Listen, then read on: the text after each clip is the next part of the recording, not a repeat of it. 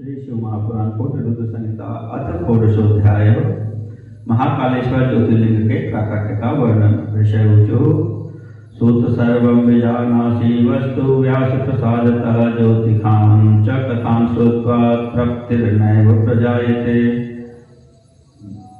तस्मात् त्वं हि विशेषेण कृपां कृत्वा तुलां प्रभो ज्योतिर्लिंगं तृतीयं च कथयितुं हि नोऽधुना। ऋषि बोले, हे सूत जी, आप व्यास जी की कृपा से सब कुछ जानते हैं। इन ज्योतिर्लिंगों की कथा सुनकर मैं तृप्ति नहीं हो रही है। अतः हे प्रभु, हम लोगों पर विशेष रूप से अतुलनीय कृपा करके अब आप तीसरे ज्योतिर्लिंग का वर्णन कीजिए। सूतवाच धन्योऽहं कृतकृत्योऽहं श्रीमतां भवतां यदि गतश्च संगमं विप्रा धन्या वै साधु संगतिः अतो मत्वा सौभाग्यं हि कथयिष्यामि पावनीं पापप्रणाशिनीं देव्यां कथां च शृणुतादरात्। सूत जी बोले, हे ब्राह्मणों, आप श्रीमानों की संगति प्राप्त कर मैं धन्य एवं कृतकृत्य हो गया, क्योंकि सज्जनों की संगति धन्य होती है। अतः मैं इसे अपना सौभाग्य मानकर पवित्र पाप का नाश करने वाली तथा दिव्य कथा को कहूँगा। आप लोग आदर पूर्वक सुनिए। अवंती नगरी रम्या मुक्तिदा सर्वदेहिनां शिवप्रिया महापुण्या वर्तते लोक पावनी। शिव जी को प्रिय परम पुण्यमयी, संसार को पवित्र करने वाली तथा समस्त प्राणियों को मुक्ति देने वाली मनोहर अवंती नामक एक प्रसिद्ध नगरी है। तत्राचेद ब्राह्मण श्रेष्ठ शुभ कर्म परायणः वेदाध्ययन कर्ता च वेद कर्मरतः सदा अज्ञाधान समायुक्तः शिवपूजारतः सदा पार्थिवीं प्रत्यहं मूर्तिं पूजयामास वैद्युजः। वहाँ पर शुभाचरण में तत्पर, वेदाध्ययन करने वाले तथा नित्य वैदिक अनुष्ठान में निरत एक श्रेष्ठ ब्राह्मण रहते थे। वे ब्राह्मण नित्य अग्निहोत्र करते और शिव पूजा में संलग्न रहते थे। वे प्रतिदिन पार्थिव लिंग का पूजन करते थे। सर्वकर्म फलं प्राप्य द्विजो वेद प्रियः सदा सतां गतिं समालेभे सम्यक् ज्ञानपरायणः तत्पुत्रास्तदा दृशाश्च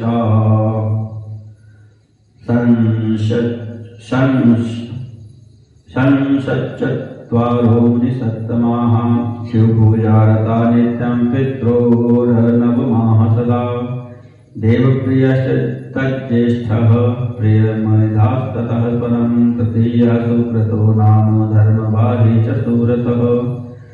उन वेदप्रिय ब्राह्मण ने सारे कर्मों का फल प्राप्त कर भली भांति ज्ञान परायण होकर अंत में सज्जनों की गति प्राप्त की।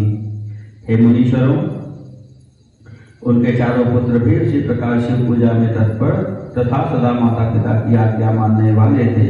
उनमें सबसे बड़ा देवप्रिय, उसके बाद प्रियमेधा, तीसरा सुब्रत नाम वाला और चौथा धर्मनिष्ठ सुब्रत था। तेषां पुण्य प्रतापाच पृथिव्यां सुखमय धत शुक्ल पक्षे यथा चंद्रो वर्धते च निरंतरम तथा तेषां गुणास्तत्र वर्धन्ते स्म सुखावहाः ब्रह्म तेजो महिषा वै नगरी चाभवत् तदा। उनके पुण्य प्रताप से पृथ्वी पर सुख बढ़ रहा था। जैसे शुक्ल पक्ष में चंद्रमा बढ़ता है, उसी प्रकार उनके सुखदायक कुल भी वहां निरंतर बढ़ रहे थे। उस समय वह नगरी ब्रह्म तेज से संपन्न हो गई। एतस्मिन्नन्तरे तत्र यज्जातं व्रतमुत्तमं श्रूयतां तद्विजश्रेष्ठाः कथयामि यथा श्रुतम्। हे श्रेष्ठ द्विजो, इसी बीच वहाँ जो उत्तम घटना घटी उसे सुनिए, जैसा कि मैंने सुना है वैसा कह रहा हूँ। पर्वते रत्नमाले च दूषणाख्यो महासुरः बलवान दैत्यराजश्च धर्मद्वेषी निरन्तरं ब्रह्मणो वरदानाच जगत्तुच्छिचकारः देवा पराजितास्तेन स्थानानि सराजितास्तथा। रत्नमाल पर्वत पर दूषण नामक एक महान असुर रहता था। धर्म से द्वेष करने वाला वह महाबलवान दैत्यराज ब्रह्मा जी के वरदान से जगत को तुच्छ समझता था। उसने देवगणों को पराजित कर उन्हें उनके स्थान से निकाल दिया था। पृथिव्यां वेदधर्माशय स्मृतिधर्माश सर्वशः स्फोटितास्तेन दुष्टेन सिंहेनैव शशाः खलु यावन्तो वेदधर्माश तावन्तो दूरतः कृताः तीर्थे तीर्थे तथा क्षेत्रे धर्मो नीतश्च दूरतः। उस दुष्ट ने पृथ्वी पर सभी प्रकार के वेद धर्मों तथा स्मृति धर्मों को उसी प्रकार नष्ट कर दिया जैसे सिंह खरगोश को नष्ट कर देता है। जितने भी वेद धर्म थे उन सबको उसने नष्ट कर दिया और प्रत्येक तीर्थ तथा क्षेत्र से धर्म को दूर हटा दिया। अवंती नगरी रम्या तत्रैकादृश्यते पुनः इत्थं विचार्यते नैव यत्कृतं श्रूयतां हि तत्। एकमात्र रम्य अवंती नगरी ही दिखाई दे रही है जहाँ वैदिक धर्म अभी प्रतिष्ठित है। ऐसा विचार कर उसने जो किया उसे आप लोग सुने। बहुसैन्य समायुक्तो दूषणः स महासुरः तत्रस्थान् ब्राह्मणान् सर्वानुद्दिश्य समुपाययौ तत्रागत्य च स दैत्येन्द्रश्चतुरो दैत्यसत्तमान् प्रोवाचाहूय वचनं विप्रद्रोही महाकलः। उस महान असुर दूषण ने बहुत बड़ी सेना लेकर वहां रहने वाले सभी ब्राह्मणों को उद्देश्य करके चढ़ाई कर दी।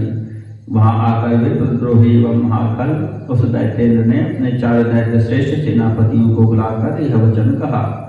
दैत्युवाच किमेत ब्राह्मणा दुष्टा न कुर्वन्ति वचो मम वेद धर्मरता एते सर्वे दंड्या मते मम।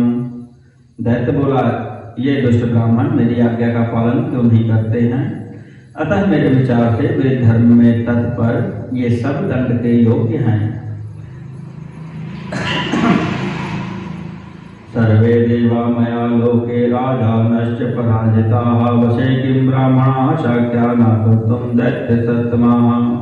हे दैत्य सत्तमो, मैंने संसार में सभी देवताओं तथा राजाओं को पराजित कर दिया है, क्या इन ब्राह्मणों को वश में नहीं किया जा सकता है? यदि जीवितुमिच्छा स्यात् तदा धर्मं शिवस्य च वेदानां परमं धर्मं त्यक्त्वा सुखसुभागिनः अन्यथा जीवने तेषां संशयश्च भविष्यति इति सत्यं मया प्रोक्तं तत्कुरुध्वं विशंकिताः। यदि ये लोग जीना चाहते हैं तो शिव धर्म तथा वेदों के परम धर्म का त्याग कर सुख प्राप्त करें, अन्यथा इनके जीवित रहने में संशय हो जाएगा। मैं यह सत्य कहता हूँ, तुम लोग निशंक होकर इस कार्य को करो। सुध्वाच इति निश्चित्य ते दैत्याश्चत्वारः पावकायो चतुर्दिक्षु तदा जाताः प्रतये च यथा पुरा। ते ब्राह्मणास्तदा श्रुत्वा दैत्यानामुद्यमं तदा न दुःखं लेभिरे तत्र शिवध्यानपरायणाः। सूत जी बोले, इस प्रकार विचार कर वे चारों दैत्य चारों दिशाओं में प्रलयकालीन अग्नि के समान प्रज्वलित हो उठे। तब दैत्यों के इस प्रयास को सुनकर भी उस समय शिव ध्यान परायण उन ब्राह्मणों को कुछ भी दुख नहीं हुआ। धैर्यं समाश्रितास्ते च रेखा मात्रं तदा जुजाः न चेदुः परम ध्यानात् द्वारकाः के शिवाग्रतः एतस्मिन्नन्तरे तैस्तु व्याप्तासीन्नगरी शुभा लोकाशपीडितास्तैस्तु ब्राह्मणान् समुपाययुः। उस समय वे ब्राह्मण शिव ध्यान से रेखा मात्र भी विचलित नहीं हुए और धैर्य धारण किए रहे। शिव जी के आगे वे बेचारे दैत्य क्या हैं? इसी बीच वह उत्तम नगरी दैत्यों से व्याप्त हो गई। तब उन दैत्यों से पीड़ित सभी लोग ब्राह्मणों के पास आए। लोकाऊचुः स्वामिना किं च कर्तव्यं दुष्टाश्च समुपागताः हिंसिता बहवो लोका आगताश्च समीपतः। लोग बोले, हे स्वामियों, अब क्या करना चाहिए?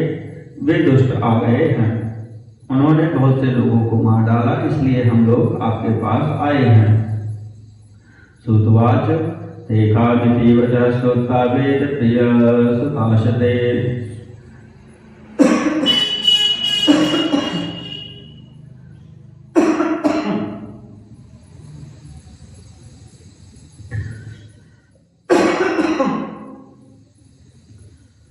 समूचुर्ब्रह्मणा तान्वै विश्वस्ताः शंकरे सदा।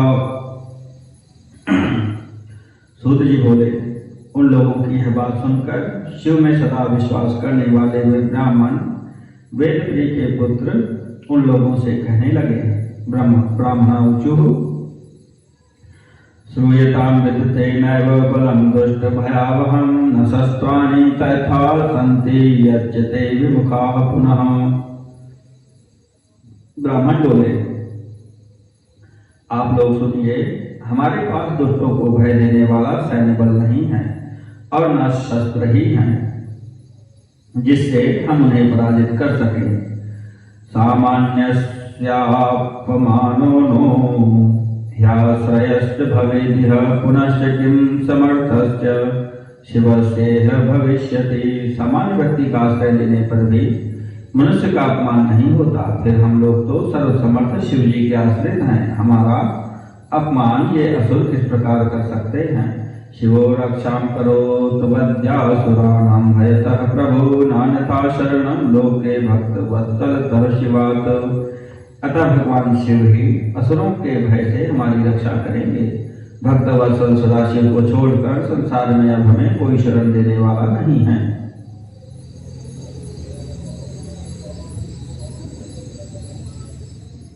सूतवाच इति धैर्यं समास्थाय समर्चां पार्थिवस्य च कृत्वा ते च द्विजाः सम्यक् स्थिता ध्यानपरायणाः। दृष्टा दैत्येन तावच्च ते विप्राः सबलेन हि दूषणेन वचः प्रोक्तं हन्यतां बध्यतामिति।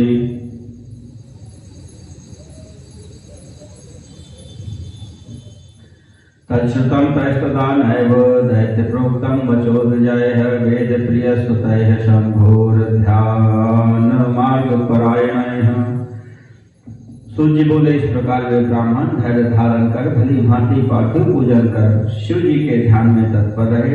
उसी समय उस बलवान दूषण दैत्य ने उन ब्राह्मणों को देखा और यह वचन कहा, इनको मारो, इनका वध कर दो। किंतु शिव के ध्यान में परायण उन वेद प्रिय के पुत्रों ने उस दैत्य के द्वारा कहा गया वचन नहीं सुना। अथ यावत् दुष्टात्मा हन्तुम् ऐच्छद द्विजांश्च तान् तावच्च पार्थिवे स्थाने गर्त आसीत्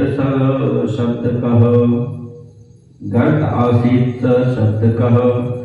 उसके बाद जब भी उस दुष्ट आत्मा ने उन ब्राह्मणों को मारना चाहा, तभी उस पार्थिव के स्थान पर शब्द करता हुआ एक गड्ढा हो गया। गर्तात् ततः समुत्पन्नः शिवो विकट रूप धृक् महाकाल इति ख्यातो दुष्टहंता सतां गतिः।